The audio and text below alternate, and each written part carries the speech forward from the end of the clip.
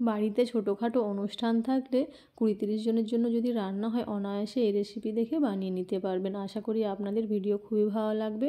অসাধারণ স্বাদের খেতে হয়। অবশ্যই বন্ধুরা এই রেসিপি একবার হলেও ট্রাই করে দেখতে পারেন। রেসিপি ভালো লাগলে আমার চ্যানেলটিকে সাবস্ক্রাইব করে পাশে থাকবেন। সুস্বাদু রান্নাঘর অ্যান্ড ব্লগ চ্যানেলে আপনাদের সকলকে স্বাগত জানাই। তো এই রেসিপি বানানোর জন্য এখানে আমি 2 কেজি পটল নিয়েছি।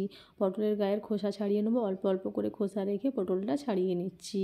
ছাড়ানো হয়ে গেলে দেখুন মাঝখান থেকে লম্বা কেটে নিয়ে সাইড থেকে আরেকটা কাট দিয়ে নিচ্ছি। এভাবে আমি 4 ভাগ করে পটলগুলো কেটে নেব। আমি এখানে বড় সাইজের পটল নিয়েছি, তাই আমি 4 ভাগ করে কেটে পটলটাকে ধুয়ে পরিষ্কার করে নিচ্ছি। এখানে নিয়েছি 1 কেজি চিংড়ি মাছ। দাঁড়াটা কেটে নিয়েছি। দাঁড়াগুলো পরিষ্কার করে বেছে নিয়ে লবণ, হলুদ, লঙ্কার গুঁড়ো দিয়ে মাছটা খুব ভালো করে মশলাটা মাখিয়ে নিচ্ছি।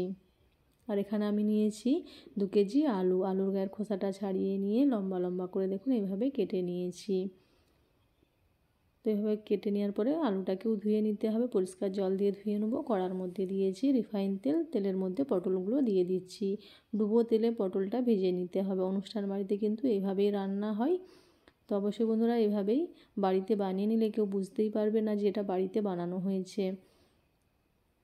তো আমরাও খুবই সহজেই এই রেসিপিটি বাড়িতে বানিয়ে সকলকে খাইয়েছি এবং সকলে খেয়ে খুবই প্রশংসা করেছে। আঙুল চেটে পুটে ভাত খেয়েছে, বুঝতেই পারেনি যে এটা বাড়িতে রান্না।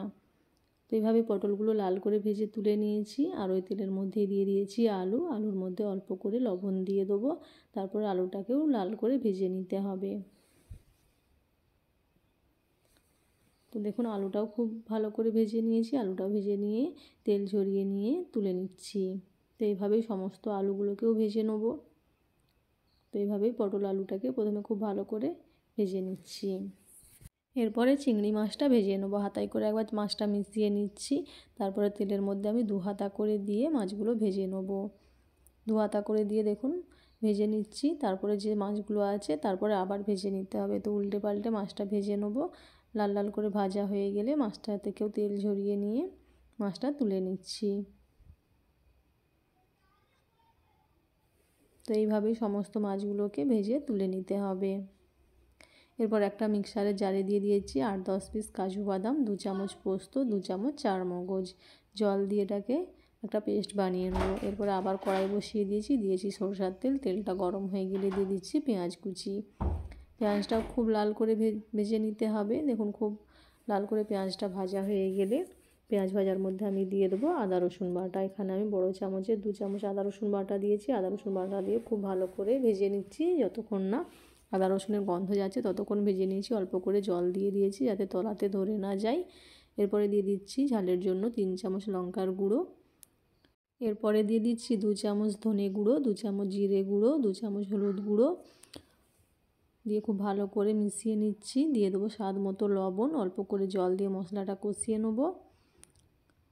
মশলা থেকে যতক্ষণ না তেল ছাড়ছে ততক্ষণ কিন্তু মশলাটা কষিয়ে নিতে হবে। দেখুন তেল ছাড়তে শুরু করে দিয়েছে। খুব ভালো করে মশলাটা কষানো হয়ে গেলে ভেজে রাখা আলু আর পটলটা প্রথমে দিয়ে দেবো। আলু পটলটা দিয়ে খুব ভালো করে মিশিয়ে নিতে হবে। আর তেলের মধ্যে 80% পটল আর আলুটা কিন্তু সেদ্ধ হয়ে গেছে। খুব ভালো করে এভাবে দেখুন মিশিয়ে নিচ্ছি। অল্প করে দিয়ে দিচ্ছি জল। জল দিয়ে এটা ফুটতে দেবো। অল্প করে জল দিয়ে দেখুন মিশিয়ে নিয়েছি। তো জলটা ফুটতে শুরু করে দিয়েছে। তারপরে ভেজে রাখা মাছগুলো দিয়ে দেবো। সমস্ত মাছগুলো দিয়ে দিচ্ছি। মাছগুলো দিয়েও খুব ভালো করে মিশিয়ে নিতে হবে। তো এইভাবে দেখুন মাছগুলো খুব ভালো করে মিশিয়ে নিয়েছি। তারপরে যে পেস্ট বানিয়েছিলাম কাজু বাদামের সেই পেস্টটা দিয়ে দেবো। এটাকেও খুব ভালো করে মিশিয়ে নিতে হবে। খুব ভালো করে মেশানো হয়ে গেলে ওপর দিয়ে দিচ্ছি 1 চামচ চিনি। চিনিটা দিয়েও খুব ভালো করে মিশিয়ে নিচ্ছি। তারপরে এখানে দিয়ে দেবো জল। এটা খুব পাতলা গ্রেভি করব না, সেমি গ্রেভি করব, তাই অল্প করে দেখুন জল দিয়েছি। জলটা দিয়ে খুব ভালো করে মিশিয়ে নিয়ে এভাবে ফুটিয়ে নিলেই কিন্তু আমাদের এই রেসিপি একদম রেডি। তো রেসিপি কেমন লাগলো অবশ্যই বন্ধুরা কমেন্ট করে জানাবেন, লাইক করবেন। যারা নতুন দেখছেন তারা সাবস্ক্রাইব করে পাশে থাকবেন। আরও এরকম ভিডিও নিয়ে ফিরে আসবো আপনাদের কাছে। তো দেখা হবে নেক্সট ভিডিওতে। ততক্ষণ সবাই সুস্থ থাকবেন, ভালো থাকবেন। Thank you for watching. Tata.